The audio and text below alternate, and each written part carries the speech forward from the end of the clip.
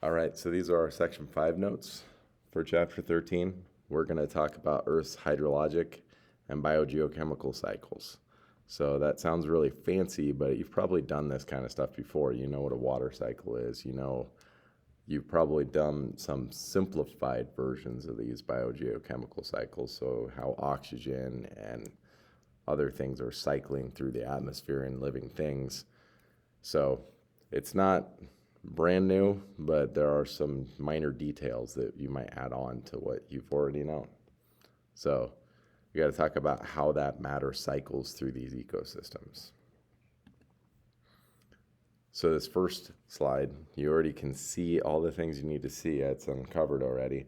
But that hydrologic cycle, again, really you don't have to make it that fancy all the time. Hydro just means water, so it's just the water cycle, right? It's the circular pathway of water on Earth.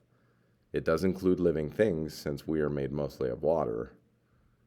But a key thing to note on in here, it says that 3% of the water on Earth is fresh water. The rest of it would be salt water, right, in the oceans. So only 3% of the water on the Earth is fresh water, which is what we drink. And 2/3 of that is trapped in ice. So technically, if you think about it that way, we only have 1% of Earth's water that is actually usable for us, right? That's available for us to use.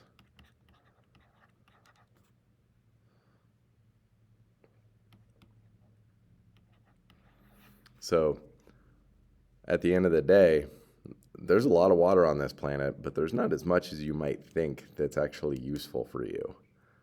Right? So when it asks this question, if the total amount of water on Earth does not change, why are there concerns about global freshwater shortages? The first thing you might talk about is the fact that not all of it is available, right? If there's only 1% of it, and it might not even be where you live, because you live in California, because you're crazy, right? They have to actually bring in water from elsewhere so that they can have fresh water to drink. So it costs a lot of money to get your water in California, right? Whereas we happen to live right on top of a huge aquifer, which is really convenient for us, right? So it depends on where you live, but again, only 1% of that water on the planet is actually fresh water that we can use. The other things you might talk about when we talk about shortages is it's not so much that there isn't water or fresh water, it's is there any that's safe to drink? So next step to this is to think about, okay, is that water contaminated, right? Is it moving freely? Is it, is it cloudy? Is it safe to drink, right? So you have to realize that in some places you still have to boil your water for it to be safe to drink, whereas we treat our water, right? So you can drink it right out of the tap, right? They have actually made a lot of advancements. Like you can filter water really well now. I have a water bottle I might show you guys later that supposedly I could just take muddy water and drink it straight from that water bottle because the straw is called a life straw and it'll filter out all those bad things, right? All the bacteria and everything else that would actually make me sick. So there have been a lot of advancements in that regard, but there is still kind of a shortage of fresh water because there's not that much to begin with, and you have to find water that's safe to drink. Again, we happen to be super lucky in that regard, so we don't even think about that very often because we have plenty of water, right? Any of us, if we wanted some good fresh water to drink, we could just go straight to a windmill, right? Pulling it right out of the aquifer, and it's about as safe and clean as any water anywhere. So it's not something we think about a lot, but the world as a whole have to think about that. Okay, so biogeochemical cycles. We're talking about how chemicals move through living and non-living parts of an ecosystem. So first off, the oxygen cycle.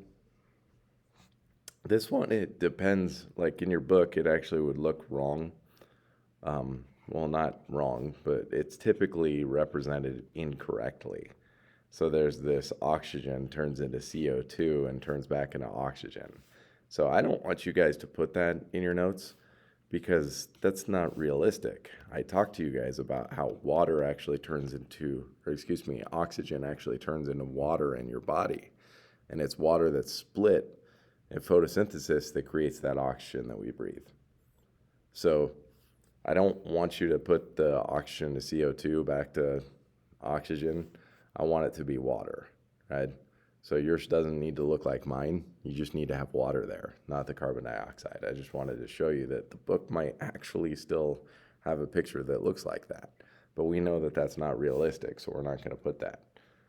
So remember, it's photosynthesis that splits that water and gives you the oxygen that's available, and then it's respiration that you do that turns that oxygen back into water in a living thing. So again, it's overly simplified sometimes to include CO2, but that oxygen that's in carbon dioxide has nothing to do with the oxygen that you're breathing. So it's a little misleading. Carbon cycles, right? Kind of the same thing. The rest of your photosynthesis, right? You have that sugar that you're going to burn for energy. Now, it doesn't have to be sugar. There are other macromolecules that can be used for energy that have carbon in them. But those carbon-containing compounds are burned in living things like you through that respiration, and that's what releases carbon dioxide into the atmosphere.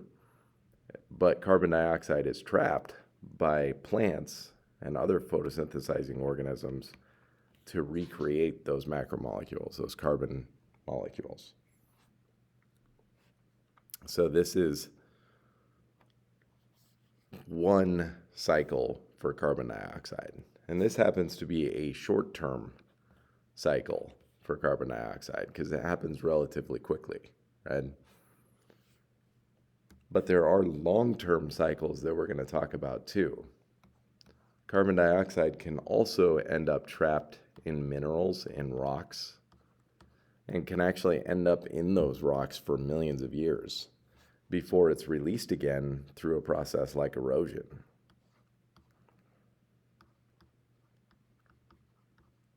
Right? So it can form a deposit that's in a mineral that's in these rocks, but erosion would release that carbon dioxide again. Otherwise, carbon dioxide does also, related to that one before, right, end up in living things, just like we talked about, because you're made mostly of carbon. But when living things die, that carbon is trapped, right? It can be trapped, right? Unless you were cremated after the fact and burned, right? That carbon would be stuck in that living thing. And that's actually important to us because that's where our fossil fuels come from. So we talked about that Carboniferous period where those fossil fuels, those living things died. And that's eventually what we're going to use for fuel, right? Sorry, I'm writing kind of funny on this thing today. And when we burn that fuel, that's when the carbon dioxide comes back out. So again, these are very long-term cycles, right? Could be millions of years. So there's short-term and long-term cycles. Again, our oxygen cycle up above would actually be a short-term cycle, right? So just kind of keep track a little bit with those. So again, have pictures in your notes to reference to, but know the difference between a short and a long-term cycle for carbon. Nitrogen also cycles through ecosystems. You should know that 70% of the air that you're breathing is nitrogen, but it's not usable in the form that it's in, right? So first step to nitrogen, I need to take that diatomic nitrogen and turn it into something usable, turn it into like a nitrate or something like that. So I'm not going to talk about that right now because that's more chemistry, but nitrogen is fixed by certain bacteria. So they use that nitrogen, and they're called nitrogen fixing bacteria.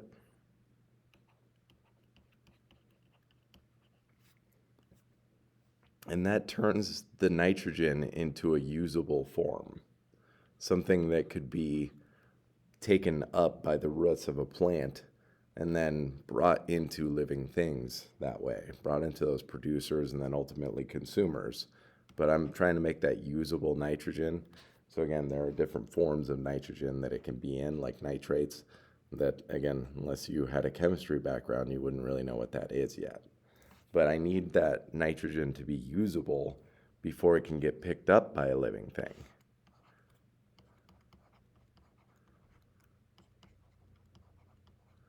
Right?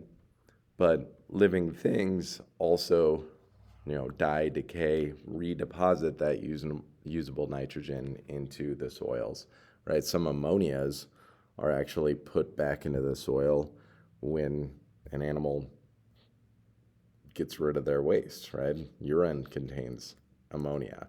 So some of that usable nitrogen ends up back in the soil and gets picked up by living things again, and there's just a little mini cycle right there.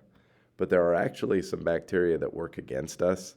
They take that usable nitrogen and turn it back into that diatomic nitrogen that's in the air. So these are called denitrifying, and I'm just going to put a nitrogen, an N for nitrogen, bacteria.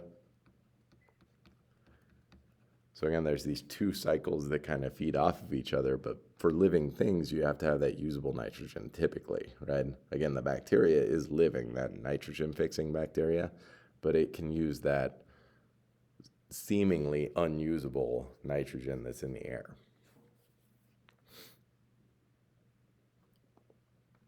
Phosphorus is the last thing that we need to talk about. It also cycles through the environment, but it's more local, right? When I say that it's local, I mean that in context of everything else that we've been mentioning, right? Nitrogen in the air, our atmosphere, right? Because of weather, because of wind, right? It's cycling and moving all around the globe, right? The oxygen that you're breathing in right now may have been made by grass in the front yard, but it might also have been made by a tree in Australia, right? For all you know. So everything else that we've talked about, all the other cycles, are more or less global because of our atmosphere and how things move through the atmosphere. But seeing as this phosphorus is never really a gas, it's not going to move around the same way. So it's basically stuck in one place, right? It's more local. So there's phosphorus that can be found in soil, can be found in water, that can be picked up by living things. Again, we're not going to be too specific about any of this stuff. Again, there are some pictures in the book that you could refer to if you need. But those living things also can deposit that phosphorus back into the soil and water. So that's one half of this cycle. But phosphorus, like carbon, can be stuck in rocks, right?